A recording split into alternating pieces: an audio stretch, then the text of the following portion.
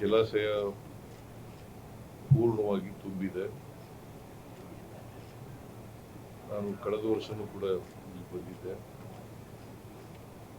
ನಾನು D K Shivakumar ಅವರು, M B Patil ಅವರು, ಶಿವಾನಂದ ಅವರು, ತಿಮ್ಮಾಪುರ ಅವರು ಮತ್ತು ಎಲ್ಲ ಶಾಸಕರು ನಾವೆಲ್ಲರೂ ಕೂಡ ಬಂದು ಭಾಗಿಯಾಗಿಸಿದ್ದೆವು. ಈ ವರ್ಷನೂ ಕೂಡ ಭಾಗಿಯಾಗಿಸಿದ್ದೀವಿ. 100% ನೀರು ಈ ಜಲಾಶಯದಲ್ಲಿ ತುಂಬಿದೆ. ಇದಕ್ಕೆ ಕಾರಣ ರಾಜ್ಯದಲ್ಲಿ ಮತ್ತು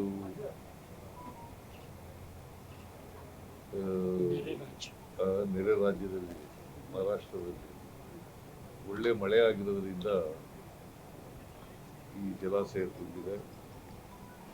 ಮತ್ತೆ ಬಹುತೇಕವಾಗಿ ಇಡೀ ರಾಜ್ಯದ ಎಲ್ಲ ಜಲಾಶಯಗಳು ಕೂಡ ತುಂಬಿದಾವೆ.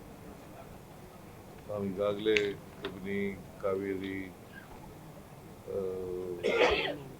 ಮತ್ತೆ ಹೇಮಾವತಿ, ಆಮೇಲೆ ತುಂಗಭದ್ರ ಮಾಡಿದೆ. ತುಂಗಭದ್ರ ಯಾಕಂದ್ರೆ 75% ಇವೆಲ್ಲ ಜಲಾಶಯಗಳಿಗೆ ಭರ್ತಿಯಾಗಿರೋದ್ರಿಂದ ಇಡೀ ರಾಜ್ಯದ ಜನ, ರೈತರು ಖುಷಿಯಾಗಿದ್ದಾರೆ. ಯಾಕಂದ್ರೆ ಅವರ ಜಮೀನುಗಳಿಗೆ ನೀರು ಸಿಗ್ತದಲ್ಲ, ಅದರಿಂದ ರೈತರು ಎಲ್ಲ ಖುಷಿಯಾಗಿದ್ದಾರೆ, ಹರ್ಷ ವ್ಯಕ್ತ ಮಾಡಿದ್ದಾರೆ.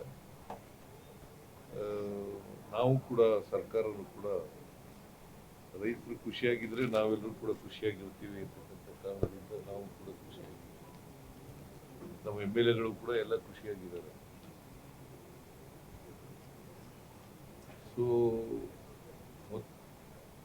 ಈ ಅಪ್ಪರ್ ಕೃಷ್ಣ ಪ್ರಾಜೆಕ್ಟ್ ಇದೆಯಲ್ಲ, ಈಗಾಗಲೇ ಡಿ ಕೆ ಶಿವಕುಮಾರ್ ಅವರು in charge of the water resources also ಅವರು ಎಲ್ಲ ವಿಚಾರಗಳನ್ನು ಹೇಳಿದ್ದಾರೆ. ನಾನು ಮತ್ತೆ ಅದನ್ನೆಲ್ಲ ಪುನರಾವರ್ತನೆ ಮಾಡಕ್ ಹೋಗೋದಿಲ್ಲ. ಇಷ್ಟು ಮಾತ್ರ ಹೇಳ್ತೇನೆ, ನಮ್ಮ ರೈತರು, ನಾವೊಂದ್ಸಾರಿ ಮೀಟಿಂಗ್ ಮಾಡಿದ್ದೆ, ರೈತರ ಹೋರಾಟಗಾರರ ಜೊತೆ ಎಲ್ಲ ಮೀಟಿಂಗ್ ಮಾಡಿದ್ದೆ.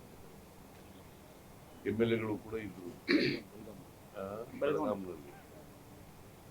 ಅಲ್ಲಿ ಎಲ್ಲರೂ ಕೂಡ ಒಂದೇ ಸಾರಿ ಕನ್ಸೆಂಟ್ ನಲ್ಲಿ ನಾವು ಕೊಡಕ್ಕೆ ಒಪ್ಕೊಂಡಿದ್ದೀವಿ. ಅದರಿಂದ ಕನ್ಸೆಂಟ್ ಅವಾರ್ಡ್ ಮಾಡಿ ಅಂತ ಹೇಳಿದ್ದಾರೆ. ಸೊ ನಾವು ಕೂಡ, ಸರ್ಕಾರನು ಕೂಡ ಅದಕ್ಕೆ ಒಪ್ಕೊಂಡಿದ್ದೀವಿ. ಈಗ 2-3 ದಿನಗಳ ಹಿಂದೆ ಡಿ ಕೆ ಶಿವಕುಮಾರ್ ಅವರು ಒಂದು ಮೀಟಿಂಗ್ ಮಾಡಿದ್ದಾರೆ ರೈತರ ಜೊತೆ, MLAಗಳ ಜೊತೆ, ಈ ಭಾಗದ MLAಗಳು ಎಲ್ಲರ ಜೊತೆ, ಮಂತ್ರಿಗಳ ಜೊತೆ ಎಲ್ಲ ಕೆಲಸ ಮಾತನಾಡಿದ್ದಾರೆ.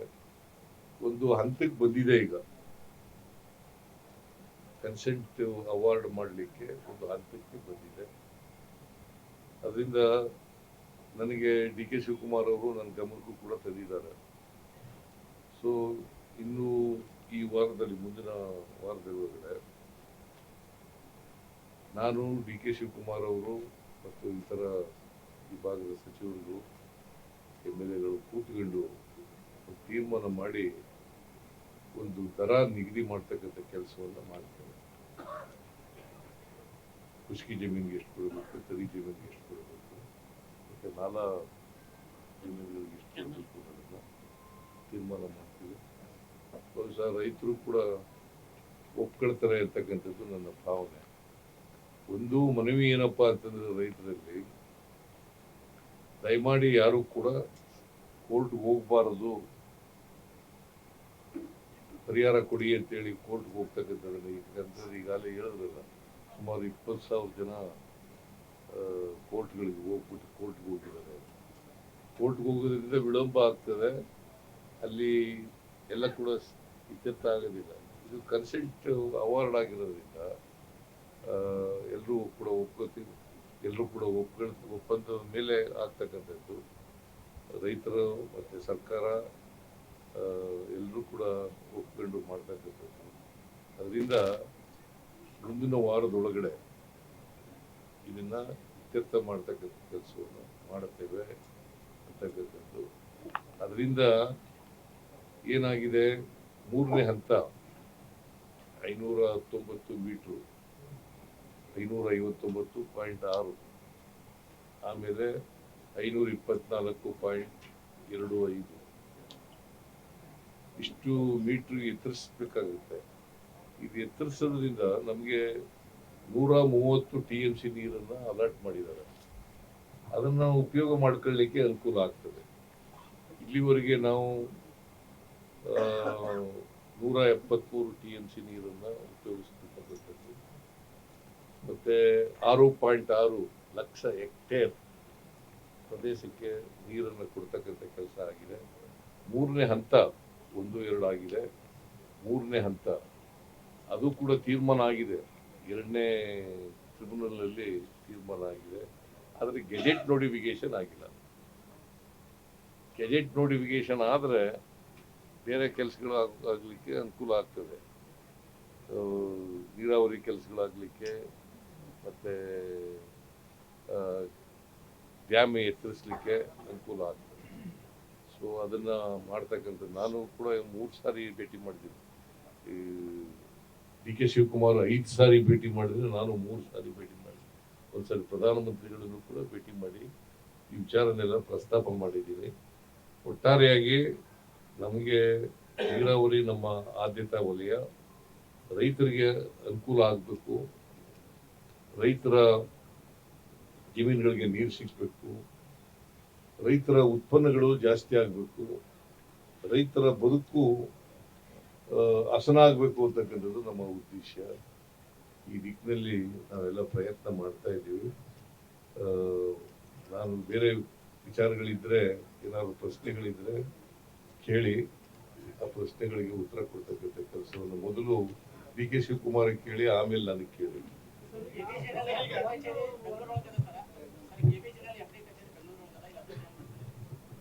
ನೋಡಿಯಪ್ಪ, ನಿಮ್ಗೆ ಕೆಲಸ ಆಗ್ಬೇಕು, ಇಲ್ಲೂ ಇದೆ ಅಲ್ಲೂ ಇದೆ. ಅಲ್ಲಿ ಈಗ ನಮ್ಮ KBJನಲ್ಲಿ MD ಅಲ್ಲಿ ಇದ್ಕೊಂಡು ಇವತ್ತು ನಾವು ಅವ್ರಿಗೆ ರಿಹ್ಯಾಬಿಲಿಟೇಷನ್ ಮತ್ತು ಏನೋ ಒಂದು ರೆವಿನ್ಯೂ ಇತ್ತಲ್ಲ, ಆ ಜವಾಬ್ದಾರಿ ಕೂಡ ಫಾಸ್ಟ್ ಆಗ್ಬೇಕು ಅಂತ ಮಾಡಿದ್ದೇವೆ. ಈಗ ನಾವು ಅವರು ಈಗ ಮೊದಲನೇ ಬಾರಿಗೆ ಸುಮಾರು ಹೆಚ್ಚು ಕಮ್ಮಿ ಸಾವಿರಾರು ಅಪ್ಲಿಕೇಶನ್ ಇಂಪ್ಲೀಡ್ ಮಾಡಿದ್ದಾರೆ. ಅವ್ರು KBJನಲ್ಲಿ MD ಯಾರು ರೈತರು ಇಂಪ್ಲಿಮೆಂಟೇ ಮಾಡ್ತಿರ್ಲಿಲ್ಲ ಕೋರ್ಟಲ್ಲಿ. ಇವತ್ತು ಮೊದಲನೇ ಬಾರಿಗೆ ನಮ್ಮ ಈಗಿರಂತ MD ಬಹಳ ಅವರು ಪ್ರಯತ್ನ ಮಾಡಿ ರೆವಿನ್ಯೂ ಹತ್ರ ಈಗ ಎಲ್ಲ ರೈತರು ಪೋರ್ಟಲ್ ಕೂಡ ಹಾಕಿದೆ. ಸೊ ಅದರಿಂದ ಇಲ್ಲಿದ್ರೆ ಏನ್ ಅನುಕೂಲ ಬೇಕು ಅಲ್ಲೂ ಮಾಡ್ತಾರೆ, ಅವ್ರು ಇಲ್ಲೂ ಕೆಲಸ ಮಾಡ್ತಾರೆ. ಆ ಜವಾಬ್ದಾರಿ ಬಿಡಿ ನಮ್ಗೆ ಸರ್ಕಾರ.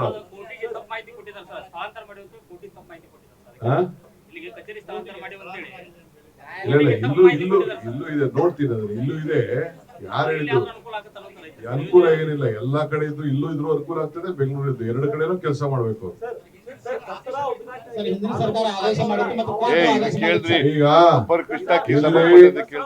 ನಾನು ಹೇಳ್ತೀನಿ, ನಾನು ಚೀಫ್ ಮಿನಿಸ್ಟರ್ ಸಾಹೇಬರು, ಮಂತ್ರಿಗಳು ಎಲ್ಲ ಇಲ್ಲಿ ಬಂದಿರೋದು ರೈತರ ಬದುಕಿಗೋಸ್ಕರ, ರೈತನ ಉಳಿಸ್ಬೇಕು, ರೈತನಿಗೆ ನೀರು ಕೊಡಬೇಕು, ಸಮುದ್ರಕ್ಕೆ ನೀರು ಹೋಗೋದನ್ನ ತಪ್ಪಿಸ್ಬೇಕು ಅಂತ ಬಂದಿದೀವಿ.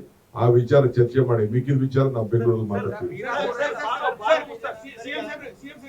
ಬಿಜಾಪುರ ಜಿಲ್ಲೆಗೆ ಪಿಪಿಪಿ ಮಾದರಿಯಲ್ಲಿ ಏನು ಮೆಡಿಕಲ್ ಕಾಲೇಜ್ ತರಕಾದ ಸಾಕಷ್ಟು ವಿರೋಧ ವ್ಯಕ್ತ ಇದೆ. ಅದ ಪಿಪಿಪಿ ಮಾದರಿಯಲ್ಲಿ ಯಾವುದೋ ಖಾಸಗಿಯವರಿಗೆ ಕೊಡೋ ಉದ್ದೇಶ ಮಾಡ್ತಾರೆ, ಅದನ್ನು ಚೇಂಜ್ ಮಾಡಿ. ನಮ್ಮ ಉದ್ದೇಶ ಪ್ರತಿ ಜಿಲ್ಲೆಗಳಲ್ಲೂ ಕೂಡ ಒಂದು ಮೆಡಿಕಲ್ ಕಾಲೇಜ್ ಇರಬೇಕು, ಒಂದು ಆಸ್ಪತ್ರೆ ಇರಬೇಕು ಅಂತಕ್ಕಂಥ ನಮ್ಮ ಉದ್ದೇಶ. ಇದನ್ನು ಒಂದೇ ಬಾರಿ ಮಾಡಕ್ಕಾಗಲ್ಲ, ಎಲ್ಲ ಜಿಲ್ಲೆಗಳಲ್ಲೂ ಕೂಡ ಒಂದೇ ಬಾರಿ ಮಾಡಕ್ಕಾಗಲ್ಲ. ಈಗ ಕಳೆದ ಈ ವರ್ಷದ 25-26 ಬಜೆಟ್ನಲ್ಲಿ ಬಾಗಲಕೋಟೆಯಲ್ಲಿ ಮಾಡ್ತೀವಿ ಅಂತ ಹೇಳಿದ್ದೀವಿ, ಬಾಗಲಕೋಟೆಯಲ್ಲಿ ಮಾಡ್ತೀವಿ ಅಂತ, ಮಂಗಳೂರಿನಲ್ಲಿ ಮಾಡ್ತೀವಿ ಅಂತ ಹೇಳಿದ್ದೀವಿ, ಕೋಲಾರದಲ್ಲಿ ಮಾಡ್ತೀವಿ ಅಂತ ಹೇಳಿದ್ದೀವಿ. ಅದಾದ್ಮೇಲೆ ಬಿಜಾಪುರದಲ್ಲೂ ಕೂಡ ಮಾಡ್ತಕ್ಕಂಥ ಪ್ರಯತ್ನವನ್ನು ಮಾಡ್ತೀವಿ.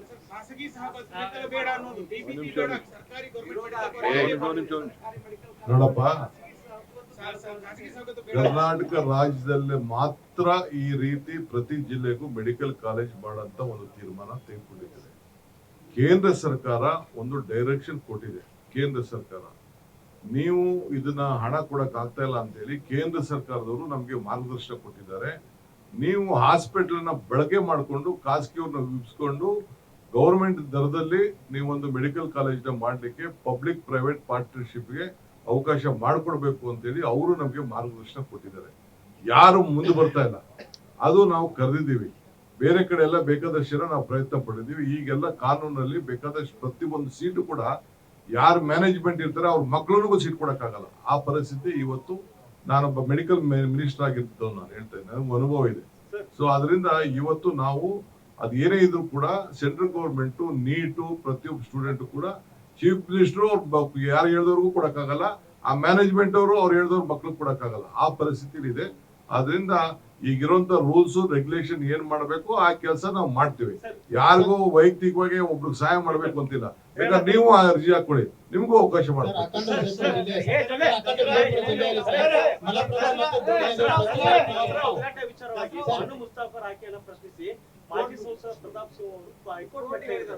ಆಯ್ತು, ದೇವ್ರು ಒಳ್ಳೇದು ಮಾಡ್ಲಿ ಅವ್ರಿಗೆ.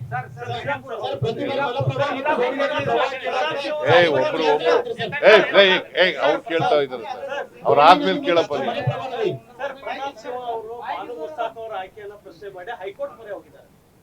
ಬಹಳ ಸಂತೋಷ, ಹೋಗ್ಲಿ, ಕೋರ್ಟ್ ನಲ್ಲಿ ತೀರ್ಮಾನ ಆಗ್ತದೆ. ಹಿಂದೆ ನಿಸಾರ್ ಅಹಮದ್ ಮಾಡಿದಾಗ ಯಾಕೆ ಹೋಗ್ಲಿಲ್ಲ? ಇದೇ ಇವ್ರು ಇದ್ರಲ್ಲ, MP ಆಗಿದ್ರಲ್ಲ, ನಿಸಾರ್ ಅಹಮದ್ ಇದ್ದಾಗ ಉದ್ಘಾಟನೆ ಮಾಡಿದ್ರಲ್ಲ, ಯಾಕೆ ಹೋಗ್ಲಿಲ್ಲ? ಆಮೇಲೆ ಹೈದರಾಲಿ ಟಿಪ್ಪು ಮಾಡಿದ್ರಲ್ಲ, ದಸರಾ ಮಾಡಿದ್ರಲ್ಲ, ಆಗ್ಯಾಕೆ ಪ್ರಶ್ನೆ ಮಾಡ್ಲಿಲ್ಲ? ಮಿರ್ಜಾ ಇಸ್ಮಾಯಿಲ್ ಆನೆ ಮೇಲೆ ಮೆರವಣಿಗೆ ಆದ್ರಲ್ಲ, ಆಗ್ಯಾಕೆ ಮಾಡ್ಲಿಲ್ಲ? ಇದು ರಾಜಕೀಯವಾಗಿ ಮಾಡ್ತಾ ಇರ್ತಕ್ಕಂಥದ್ದು. ನಾವು ಕೂಡ ರಾಜಕೀಯವಾಗಿ ಫೈಟ್ ಇಟ್ ಔಟ್. ಅದು ಮತ್ತೆ ಲೀಗಲಿ ಕೂಡ ಕೋರ್ಟ್ ನಲ್ಲಿ ಫೈಟ್ ಮಾಡ್ತೀವಿ. ಕನ್ನಡಾಂಬೆಯ ಬಗ್ಗೆ, ಕನ್ನಡ ಧ್ವಜದ ಬಗ್ಗೆ ಅವಮಾನಕಾರಿ ಮಾತನಾಡಿದ್ದಾರೆ ಅಂತ ಹೇಳ್ತಾರೆ. ಯಾರು? ಎಲ್ಲಿ? ನಿಮ್ಮ ಹತ್ರ ನಿಮ್ಗೆ ಎವಿಡೆನ್ಸ್ ಇದೆಯಾ? ನಿಮ್ಮ ಹತ್ರ ಎವಿಡೆನ್ಸ್ ಇದೆಯಾ? ನೋಡ್ರಿ, ಅವರು ಕನ್ನಡ ರೈಟರು, ಕನ್ನಡದಲ್ಲಿ ಬರೆದಿರ್ತಕ್ಕಂಥದ್ದು, ಗೊತ್ತಾಯ್ತಾ? ಅವ್ರ ಪುಸ್ತಕಕ್ಕೆ ಬೂಕರ್ ಅವಾರ್ಡ್ ಬಂದಿರೋದು ಯಾರಿಗೆ? ಬೂಕರ್ ಅನುವಾದಕ್ಕಲ್ರಿ, ಅವ್ರು ಅನುವಾದ ಮಾಡಿದ್ದಾರೆ. ಕೇಳಪ್ಪ, ಇಲ್ಲಿ ಅನುವಾದ ಮಾಡಿದ್ದಾರೆ. ಯಾವ ಪುಸ್ತಕಕ್ಕೆ ಬಂದಿರೋದು? ಯಾರ ಪುಸ್ತಕಕ್ಕೆ ಬಂದಿರೋದ್ರೆ ಭಾನು ಮುಸ್ತಾಕ್ ಅವರು ಬರೆದಿರ್ತಕ್ಕಂಥ ಎದೆ ಹಣತೆ, ಆ ಪುಸ್ತಕ ಬಂದಿರೋದು. ಹೃದಯ ಹಣತೆ, ಎರಡು ಒಂದೇ, ಎದೆ ಅಂದ್ರೆ ಒಂದೇ, ಹೃದಯ ಅಂದ್ರೆ ಒಂದೇ. ಹೃದಯ ಹಣತೆ ಆ ಪುಸ್ತಕ ಎಲ್ಲ ಬಂದಿರೋದು. ಯಾರು ಬರೆದಿರೋದು ಆ ಪುಸ್ತಕನ? ಭಾನು ಮುಸ್ತಾಕ್ ಅಲ್ಲ, ಇಂಗ್ಲಿಷ್ಗೆ ಅನುವಾದ ಮಾಡಿರೋದು ಬೇರೆ. ಭಾನು ಮುಸ್ತಾಕ್ ಬರೆದಿರ್ತಕ್ಕಂಥ ಪುಸ್ತಕಕ್ಕೆ ಅವ್ರಿಗೆ ಅದಕ್ಕೆ ರಾಜ್ಯ ಸರ್ಕಾರ ಇಬ್ಬರನ್ನೂ ಕರೆದು ಇಂಗ್ಲಿಷ್, ಕನ್ನಡದಿಂದ ಇಂಗ್ಲಿಷ್ಗೆ ತರ್ಜುಮೆ ಮಾಡಿರೋರಿಗೆ ಮತ್ತೆ ಭಾನು ಮುಸ್ತಾಕಿಗೆ ಇಬ್ಬರಿಗೂ ಕರೆದು ಸನ್ಮಾನ ಮಾಡಿದ್ದೇವೆ. ಅದಕ್ಕಿಂತ ಹೆಚ್ಚಾಗಿ ಭಾನು ಮುಸ್ತಾಕ್ ಅವರು ಒಬ್ರು ಸಾಹಿತಿ, ಕನ್ನಡ ಸಾಹಿತಿ. ಅದಕ್ಕೋಸ್ಕರ ಅವರಿಂದ ಉದ್ಘಾಟನೆ ಮಾಡಿಸ್ತಾ ಇದ್ದೀವಿ. ತಮ್ಮಲ್ಲಿ ಒಂದು ವಿನಂತಿ ಸರ್. ಬಾಗಲಕೋಟೆ ಜಿಲ್ಲೆಯಲ್ಲಿ ಮಲಪ್ರಭಾ ನದಿ ಮತ್ತು ವಿಜಯಪುರ ಜಿಲ್ಲೆಯಲ್ಲಿ ಡೋಣಿ ನದಿ ಪ್ರತಿ ಬಾರಿ ಪ್ರವಾಹಕ್ಕೀಡಾಗಿ ರೈತರ ಜಮೀನು ಬಹಳ ಹಾಳಾಗ್ತಾವ. ಈ ಕುರಿತು ಶಾಶ್ವತ ಪರಿಹಾರ ಕೈಗೊಳ್ತೀವಿ ಸರ್? ಇಲ್ಲ, ಈಗ ನಮ್ಗೆ ಒಟ್ಟಾರೆಯಾಗಿ ರೈತರಿಗೆ ತೊಂದರೆ ಆಗಬಾರದು. ರೈತರಿಗೆ ಸಹಾಯ ಮಾಡ್ತಕ್ಕಂಥ ಕೆಲಸವನ್ನ ನಾವು ಮಾಡ್ತೀವಿ. ನಮ್ಮ ಸರ್ಕಾರ ಮಾಡೇ ಮಾಡ್ತದೆ ಅಂತಕ್ಕಂಥ ಮಾತುಗಳನ್ನ ಇವತ್ತು ಈ ಸಂದರ್ಭದಲ್ಲಿ ಹೇಳಲಿಕ್ಕೆ ಬಯಸ್ತಾ ಇದ್ದೇನೆ. ಮಾನ್ಯ ಮುಖ್ಯಮಂತ್ರಿಗಳಿಗೆ ಹಾಗೂ ಉಪಮುಖ್ಯಮಂತ್ರಿಗಳಿಗೆ ಧನ್ಯವಾದಗಳು. ಈಗ ನಾನೊಂದು ಪ್ರಶ್ನೆ ಕೇಳ್ತಾ ಇದ್ದೀನಿ. 15 ವರ್ಷಗಳಿಂದ ಗೆಜೆಟ್ ನೋಟಿಫಿಕೇಶನ್ ಆಗ್ಬೇಕಂತ ಹೇಳ್ತಾ ಇದ್ದೀವಿ.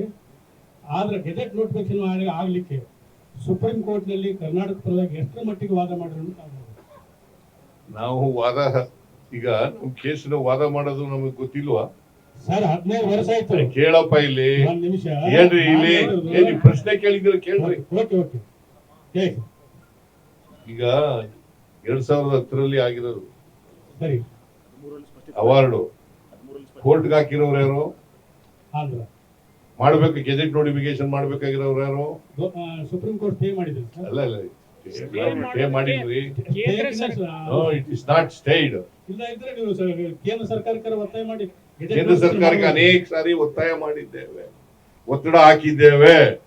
ಸರ್ ನಾನು ಹೇಳ್ತಾ ಇರೋದು ಯಾವುದೇ ಸರ್ಕಾರದ ಬಗ್ಗೆನೂ ಕೂಡ 15 ವರ್ಷ ತನಕ ಯಾವುದೇ ಒಂದು ಟ್ರಿಬ್ಯುನಲ್ದು ಲೇಟ್ ಆಗಬಾರ್ದು.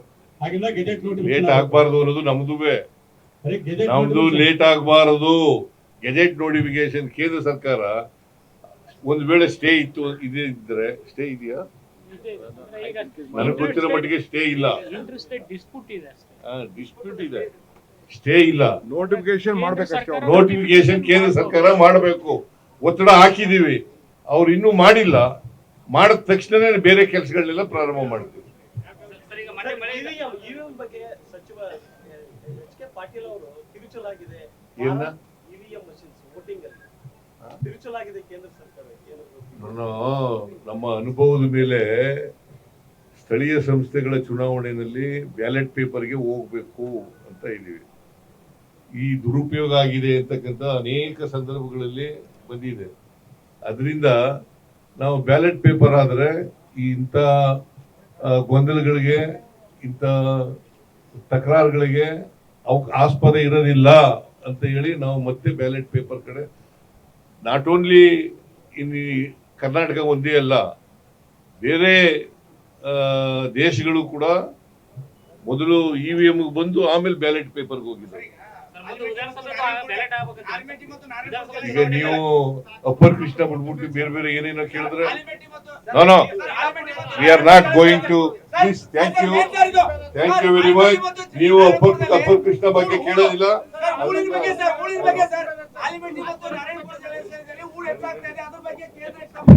ಕೇಳಪ್ಪ, ಅಪ್ಪರ್ ಕೃಷ್ಣ ಬಗ್ಗೆ ಕೇಳೋದು ಬಿಟ್ಬಿಟ್ಟು